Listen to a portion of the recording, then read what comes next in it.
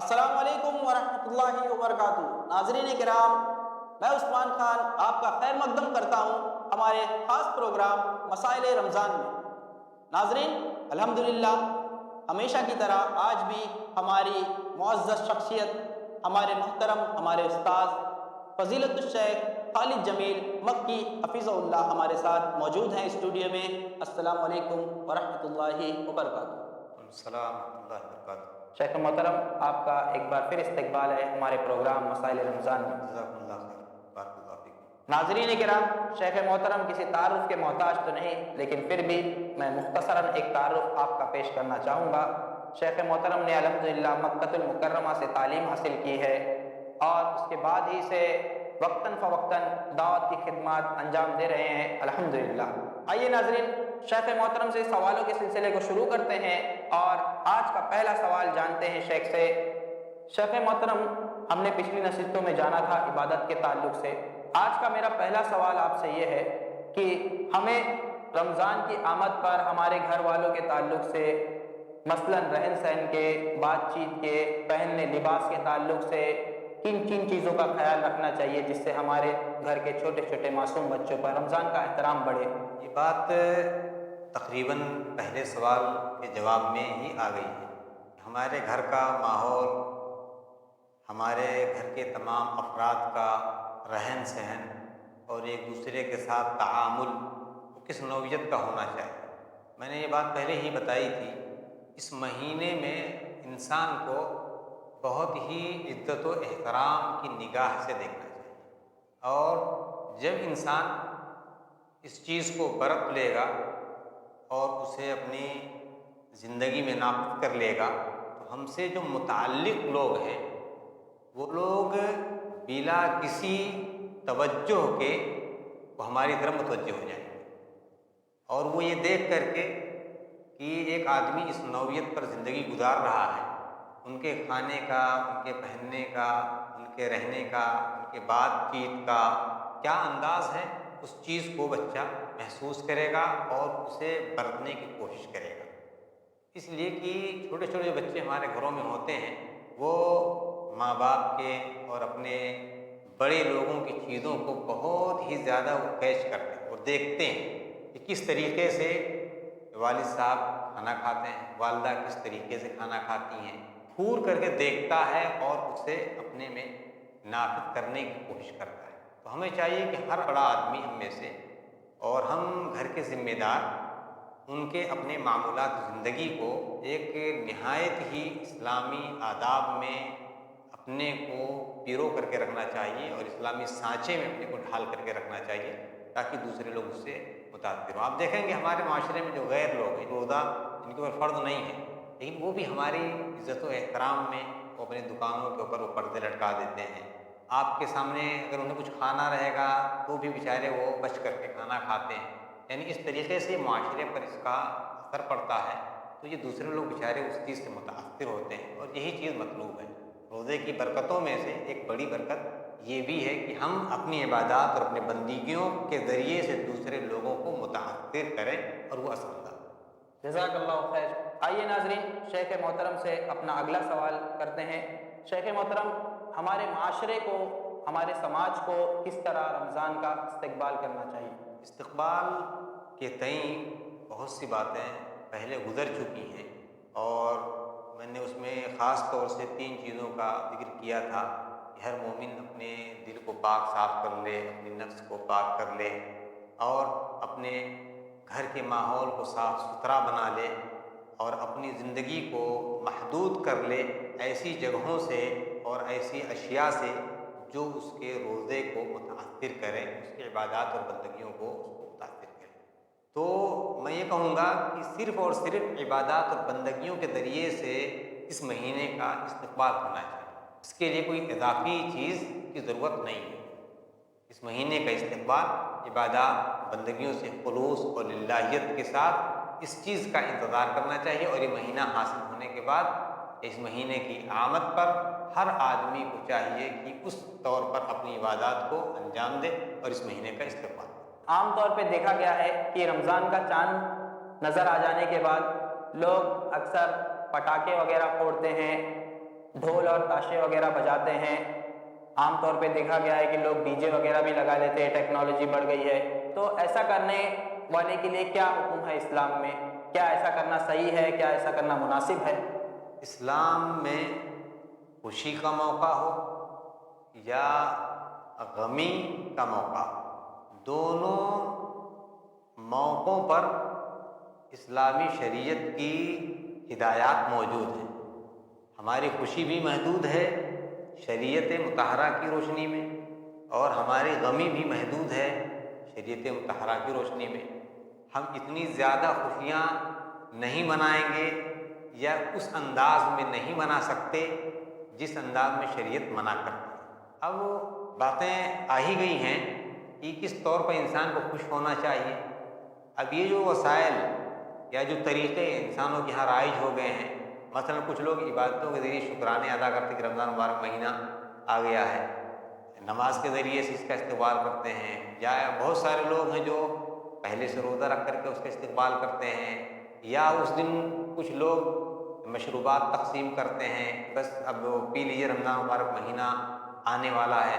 یا جس طریقے سے آپ نے ذکر کیا کہ ڈھول تاشے اور کیا کیا چیزیں لوگ برت رہے ہیں رمضان مبارک مہینے کی آمد پر، ان کی کوئی شرعی دلیل نہیں ہے، بلکہ یہ تمام چیزیں یہ حرام ہیں اور ایسا نہیں کرنا چاہیے. اور شریعت مطہرہ کی جو ہدایات ہیں اسی کی روشنی میں ہمیں اپنے سارے اعمال انجام دینا چاہیے. جزاک اللہ خیر شیخ. ناظرین، شیخ نے بتایا کہ یہ ساری چیزیں حرام ہے، اور خاص طور سے رمضان کے استقبال کے لیے ان ساری چیزوں کا استعمال کرنا، ڈھول تاشے پٹاخے وغیرہ پھوڑنا، ان ساری چیزوں کا استعمال ہمیں نہیں کرنا چاہیے. ہمیں عبادتوں کے ذریعے رمضان کا استقبال کرنا چاہیے، ہمیں متقی بننا چاہیے. آئیے ناظرین، شیخ محترم کے پاس اپنا اگلا سوال لے کر چلتے ہیں. شیخ محترم، رمضان کے ہر ایک دن اور ہر ایک تاریخ کی کیا کیا خصوصیات ہیں، اور ان دنوں اور تاریخوں سے ہمیں کیا کیا فیض اور کیا کیا برکتیں حاصل کرنی چاہیے؟ رمضان المبارک مہینہ مکمل 29 یا 30 دن پر مشتمل ہوتا ہے، جن میں 4 ہفتے ہوتے ہیں، اور ان 4 ہفتوں میں ہر گھڑی اور اس کی ساعتیں یہ سب خیر و برکت کی ہیں. کوئی بھی لمحہ اس میں ایسا نہیں ہے کہ اسے نظر انداز کر دیا جائے کہ دن میں روزہ ہے تو اس کو برت کر کے رکھا جائے، اور رات میں روزہ نہیں ہوتا ہے تو اس وقت عبادات اور بندگیاں نہیں ہونی چاہیے. اس طور پر بہت سارے لوگ سمجھتے ہیں کہ دن میں عبادت کی جائے اور رات میں آرام کیا جائے یا سکون کی رات بسر کی جائے. ایسا نہیں ہے. ہر لمحہ، چاہے دن کا لمحہ ہو چاہے وہ رات کا لمحہ ہو، ہر لمحہ قیمتی لمحہ ہوتا ہے. پہلا عشرہ ہو چاہے دوسرا عشرہ ہو چاہے تیسرا عشرہ ہو، ان تمام چیزوں کو انسان برت کر کے رکھے اور کوئی بھی لمحہ ضائع نہ ہونے دے. البتہ آخری عشرے کے اندر اللہ تبارک و تعالیٰ نے لیلۃ القدر مقدر کیا ہے. اس لیلۃ القدر کے حصول میں انسان کو حد درجہ اجتہاد کرنی چاہیے، اور اسے بہت ہی بڑھ چڑھ کر کے اللہ تبارک و تعالیٰ کی عبادت کرنی چاہیے. اسی لیے جب یہ آخری عشرہ آتا تھا تو اللہ کے نبی صلی اللہ علیہ وسلم شد المئذر، مایا عائشہ صدیقہ رضی اللہ عنہا فرماتی ہیں کہ شد المئذر، کہ آپ اپنا ہانڈ کس لیتے تھے، یعنی اپنا کپڑا خوب ٹائٹ باندھ لیتے تھے. وَأَيْقَظَ أَهْلُهُ، اور اپنے اہل و عیال کو بیدار کر دیتے کہ اب اس رات سے، اس قیام اللیل کی جو گھڑیاں ہیں، ان گھڑیوں کو آپ خوب اس سے استفادہ کرو، فائدہ حاصل کرو.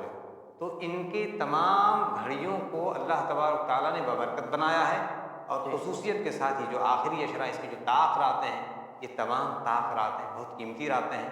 ان کو ہمیں ضائع اور برباد نہیں کرنا چاہیے.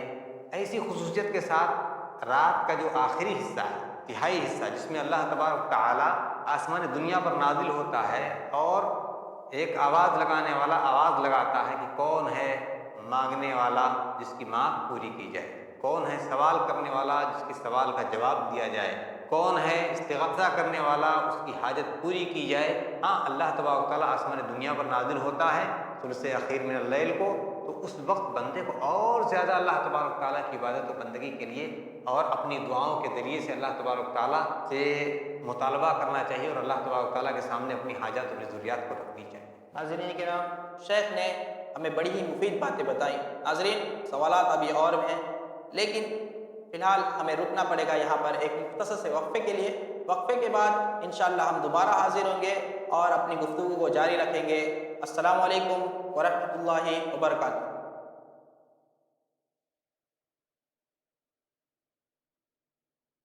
السلام علیکم ورحمۃ اللہ وبرکاتہ۔ ناظرین، وعدے کے مطابق وقفے کے بعد ہم دوبارہ حاضر ہیں آپ کی خدمت میں لے کر پروگرام مسائل رمضان۔ ناظرین، آئیے شیخ سے سوالوں کا سلسلہ شروع کرتے ہیں۔ شیخ محترم، رمضان کے مہینے میں ہر ایک مسلمان کی خواہش ہوتی ہے کہ وہ زیادہ سے زیادہ نیکیاں کرے، زیادہ سے زیادہ ثواب حاصل کرے۔ تو اپنے اس نیک ارادے کو حاصل کرنے کے لیے، اپنے نیک کام کو حاصل کرنے کے لیے ہمیں کیا کرنا چاہیے؟ تقریباً عبادات کی جو قسمیں ہیں اسلام میں، روزہ، نماز، عمرے، قرآن کریم کی تلاوت، تسبیح، توبہ و استغفار، صدقہ و خیرات، انفاق فی سبیل اللہ، یہ تمام وہ وسائل ہیں جن کے ذریعے سے انسان زیادہ سے زیادہ ثواب حاصل کر سکتا ہے، اور ان میں اگر اجتہاد کرے، اجتہاد سے مراد یعنی کوششیں کرے، تو جتنی زیادہ اس کی کوشش ہوگی اسی مقدار میں اس کو ثواب حاصل ہوگا۔ میں بطور مثال نبی محترم صلی اللہ علیہ وسلم کی عبادت کا ایک نمونہ آپ کے سامنے پیش کرتا ہوں۔ آپ صلی اللہ علیہ وسلم کی عبادت کا اندازہ اس سے لگائیے کہ ایک بار حذیفہ رضی اللہ تعالیٰ عنہ نبی محترم صلی اللہ علیہ وسلم کی رات کی عبادت میں شامل ہو گئے۔ انہوں نے یہ سوچا کہ شاید اللہ کے نبی صلی اللہ علیہ وسلم قرآن کریم کی 50 آیتیں 100 آیتیں تلاوت کریں گے، پھر اس کے بعد رکوع میں جائیں گے اور پھر اس طور سے عبادت انجام دی جائے۔ لیکن اللہ کے نبی صلی اللہ علیہ وسلم نے پوری سورۃ البقرہ کی تلاوت کر ڈالی، سورہ آل عمران کی تلاوت کر ڈالی، سورۃ النساء کی تلاوت کر ڈالی۔ تقریباً یہ 5 ساڑھے 5 پارے آپ نے پڑھ ڈالے۔ وہ کہتے ہیں کہ میں نے جو ارادہ کیا تھا، سوچا تھا کہ شاید آپ 100 آیتیں پڑھیں گے، تو میں نے اکتاہٹ محسوس کی، چونکہ عبادت میں شامل ہو گئے، اسے ترک نہیں کیا انہوں نے اور آپ کے ساتھ وہ پڑھتے رہے۔ مراد یہ کہ اتنی لمبی نماز اور پھر صرف قیام کے مقابل میں اسی مقدار میں رکوع، اسی مقدار میں پھر قومہ، اسی مقدار میں پھر سجدہ، اسی مقدار میں استراحہ، یعنی آپ اندازہ لگائیں کہ آپ کی عبادات اور اپنے آپ کی بندگیوں میں جو کوشش تھی، آپ کی جو اجتہاد تھا، اس کا اندازہ آپ لگائیں کس طور سے اللہ کے وسلم عبادت کرتے تھے۔ ماں عائشہ صدیقہ رضی اللہ تعالیٰ عنہ فرماتی ہیں کہ اللہ کے نبی صلی اللہ علیہ وسلم اللہ کی عبادت کرتے یہاں تک کہ آپ کے قدم سوج آیا کرتے، تورمت قدماہ، آپ کے قدم سوج آیا کرتے۔ تو ہمیں چاہیے کہ اس مبارک مہینے کے اندر اس طور سے جو عبادات ہیں عام طور پہ ہم ادا کرتے ہیں، لیکن کوشش ہونی چاہیے ہر چیز کے اندر، ایسی ہی تسبیحات اور تذکیرات کی ہونی چاہیے، قرآن کریم کی تلاوت کی ہونی چاہیے کہ ہم اپنا ایک روزمرہ کا معمول بنا لیں، اس معمول سے تلاوت کریں زیادہ سے زیادہ۔ ہم اگر ہمیشہ ایک صفحہ پڑھتے تھے تو کوشش کریں کہ ہم 5 صفحہ پڑھیں، 10 صفحہ پڑھیں، ایک پارے ہم مکمل ختم کریں۔ یہ ہمارے اندر جوش و جذبہ ہونا چاہیے۔ اس نوعیت کی تمام عبادتوں میں اگر اجتہاد رہا تو اس رمضان مبارک مہینے کی خیرات کو ہم سمیٹ پائیں گے اور زیادہ سے زیادہ اللہ تبارک تعالیٰ کی عبادت اور بندگی سے ہم استفادہ کریں گے اور اپنے جھولیوں کو نیکیوں سے بھر سکیں گے۔ تو یہ چیزیں ہمیں اس مہینے میں خاص طور سے اجتہاد کے ساتھ کرنے کی ہیں۔ جزاک اللہ خیر شیخ۔ ناظرین کرام، دیکھا آپ نے ہمیں شیخ نے کتنی اچھی طریقے سے بتایا کہ ہمیں اپنی اس نیک خواہش کو حاصل کرنے کے لیے ان چیزوں کو عمل میں لانا چاہیے۔ شیخ نے ہمیں بتایا نبی کریم صلی اللہ علیہ وسلم کی ایک مثال کے ساتھ نبی کریم صلی اللہ علیہ وسلم کس طرح سے عبادت کیا کرتے تھے۔ نبی کریم صلی اللہ علیہ وسلم جبکہ معصوم عن الخطا تھے، اللہ کے رسول صلی اللہ علیہ وسلم اس طرح عبادت کرتے تھے کہ آپ صلی اللہ علیہ وسلم کے مبارک پیروں میں ورم آ جایا کرتا تھا۔ اللہ اکبر۔ ناظرین کرام، تو ہمیں خود اندازہ لگانا چاہیے اس بات سے کہ ہمیں کس طرح کی عبادتیں کرنی چاہیے رمضان کے مہینے میں یا اس کے علاوہ مہینوں میں بھی۔ تو آئیے ناظرین، شیخ محترم سے اپنا دوسرا سوال کرتے ہیں۔ شیخ محترم، رمضان کی شروعات کیسے ہوتی ہے؟ یہ بہت بدیہی چیز ہے، یعنی واضح چیز ہے کہ جب چاند نظر آئے تو روزہ شروع ہو جاتا ہے۔ نبی محترم صلی اللہ علیہ وسلم کی حدیث ہے، صوموا لرؤیتہ وافطروا لرؤیتہ، کہ روزہ بغیر چاند دیکھے رمضان کے روزے کی شروعات نہیں ہو سکتی۔ البتہ کبھی کبھی ایسا معاملہ آتا ہے کہ بدلی ہو گئی، تو اب کیا کریں؟ اس حدیث پر عمل کیسے ہو؟ جی شیخ، میں اس سے پہلے جاننا چاہوں گا کہ چاند کی کیفیت کیا ہونی چاہیے؟ کہ چاند کتنا موٹا ہونا چاہیے، کتنا بڑا ہونا چاہیے، گول ہونا چاہیے یا ایک دن کا ہونا چاہیے؟ دیکھیے، اس میں کوئی تحدید نہیں ہے، یہ ہے کہ اس دن کا چاند نظر آنا چاہیے، یعنی چاند دکھنے کے اوپر ہے۔ اور اگر چاند نظر نہیں آئے تو اس کے لیے بھی شریعت میں اللہ کے نبی صلی اللہ علیہ وسلم نے فرمایا کہ صوموا لرؤیتہ وافطروا لرؤیتہ فإن غم علیکم فاقدروا شعبان 30 یا فاقدروا عدۃ 30۔ تو اللہ کے نبی صلی اللہ علیہ وسلم فرماتے ہیں کہ روزہ چاند دیکھ کر کے رکھو اور روزہ چاند دیکھ کر کے توڑو۔ اگر بدلی آ جائے کبھی ایسا کہ چاند نظر نہ آئے تو شعبان کے 30 دن مکمل کرو۔ اگر یہ 30 دن مکمل ہو گئے تو اس کے بعد اگلا جو دن ہے وہ رمضان کا ہے۔ یہ کب ہے؟ جب چاند نظر نہ آئے۔ اور اگر چاند 29 ہی میں نظر آ گیا، 30ویں شعبان کو، تو اگلا دن وہ رمضان کا ہے۔ شیخ، ہمیں چاند دیکھ کر سب سے پہلا عمل کیا کرنا چاہیے؟ اولاً تو ہر آدمی کو چاند دیکھنے کی کوشش کرنی چاہیے۔ کیوں؟ اس لیے کہ اس چاند کا تعلق آدمی کی عبادت سے ہے، تو اس عبادت میں کوشش یہ بھی عبادت ہے۔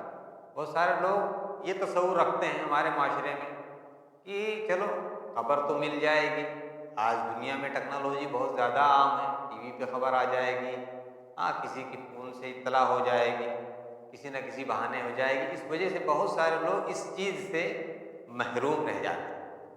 چاہیے کہ ہمیں چاند کو دیکھنا چاہیے۔ اور کیوں دیکھنا چاہیے؟ اس وجہ سے کہ اس سے ہماری عبادت کا تعلق ہے، اور ممکن ہے نہ دیکھ سکا ہو دوسرا آدمی، ہمیں نظر آ جائے اور ہم لوگوں کو یہ خوشخبری سنائیں۔ تو اسی وجہ سے اس موقع پر اللہ کے نبی صلی اللہ علیہ وسلم کی دعا بھی ہے۔ وہ دعا یہ ہے کہ جیسے ہی چاند نظر آئے، اور نظر کسے آئے گا؟ کوشش کرنے والے کو نظر آئے گا، اور اس کے بعد پھر یہ الفاظ ادا کرے، اللہم احلہ علینا بالامن والایمان والسلامتی والاسلام والتوفیق لما تحب وترضى ربنا وربک اللہ۔ تو یہ دعا اس وقت پڑھنا مسنون ہے، اور آدمی کو چاہیے کہ کوشش کرے اور دیکھے اور یہ دعا پڑھے، اور اس دعا کے ذریعے سے خیر و برکت حاصل کرے۔ جزاک اللہ خیر شیخ۔ ناظرین کرام، شیخ نے ہمیں بتایا کہ چاند دیکھ کر ہمیں کیا کرنا چاہیے۔ اولاً تو ہمیں کوشش کرنی چاہیے تاکہ ہم یہ خوشخبری دوسروں تک پہنچا سکیں، اور چاند دیکھنے کے بعد ہمیں ایک دعا پڑھنی چاہیے جو اللہ کے رسول صلی اللہ علیہ وسلم نے ہمیں بتائی، اور شیخ نے ابھی ہمارے سامنے پڑھ کر سنائی۔ میں شیخ سے گزارش کروں گا، شیخ ناظرین کے لیے بھی ایک بار پھر دوبارہ آپ یہ دعا پڑھیں۔ ناظرین کرام، آپ اس دعا کو شیخ کے ساتھ دہرائیے تاکہ آپ کو یہ دعا یاد ہو، اور تاکہ دوبارہ رمضان کا چاند دیکھنے کے بعد آپ یہ دعا پڑھ سکیں۔ شیخ دعا۔ اللہم احلہ علینا بالامن والایمان والسلامتی والاسلام والتوفیق لما تحب وترضى ربنا وربک اللہ۔ جزاک اللہ خیر شیخ۔ شیخ محترم، یہاں پر ایک سوال پیدا ہوتا ہے کہ یہ دعا پڑھنا ضروری ہے، واجب ہے، یا مستحب یا سنت؟ یہ دعا مسنون ہے، اس وقت اس موقع سے یہ دعا پڑھنا یہ مسنون ہے۔ جو دیکھے وہ بھی پڑھے، اور جسے اس کی اطلاع مل جائے، جیسے ایک مسلمان نے اطلاع دی کہ مجھے چاند نظر آ گیا ہے، تو گویا کہ ایک مسلمان نے دیکھا دوسرے مسلمان نے دیکھ لیا، یعنی جو تعلق ہے مسلمان کا دوسرے مسلمان سے، تو گویا کہ اس بھائی نے دیکھا تو اس نے دیکھا، اسے بھی وہ دعا دہرانی چاہیے اور دعا کی برکت اسے بھی حاصل ہو جائے، جسے نظر آئے اسے بھی اور جسے نظر نہ آئے اسے بھی۔ فرض کر لیجیے کہ کوئی بیچارہ نابینا آدمی نہیں دیکھ سکتا، اس دعا سے محروم، اللہ نے اسے محروم نہیں کیا، اسے بھی چاہیے کہ وہ اس دعا کو دہرا لے تاکہ یہ خیر اسے بھی حاصل ہو۔ شیخ محترم جزاک اللہ خیر، اللہ تعالیٰ اس کا آپ کو بہت ہی بہتر بدلہ دے، آمین۔ ناظرین کرام، شیخ محترم نے ہمیں بتایا کہ چاند دیکھنے کے بعد کی جو دعا ہے وہ ہر مسلمان کے لیے اتنی ہی مسنون ہے، جس نے چاند دیکھا ہے اس کے لیے بھی یا جس نے اس خبر کو سنا ہے اس کے لیے بھی۔ ناظرین کرام، سوالات تو بہت ہیں، لیکن وقت کی تنگ دامانی ہمیں اس بات کی اجازت نہیں دیتی کہ ہم اپنی نشست کو اور آگے بڑھائیں اور شیخ محترم سے اور سوالات کریں۔ ابھی فی الحال آج کے لیے بس اتنا ہی، انشاءاللہ آپ سے اگلی نشست میں پھر ایک بار دوبارہ ملاقات ہوگی اور شیخ سے جانیں گے اور بھی کچھ سوالوں کے جوابات۔ تب تک کے لیے دیجیے مجھے اجازت اور دیکھتے رہیے ہمارا یہ خاص پروگرام مسائل رمضان۔ السلام علیکم ورحمۃ اللہ وبرکاتہ۔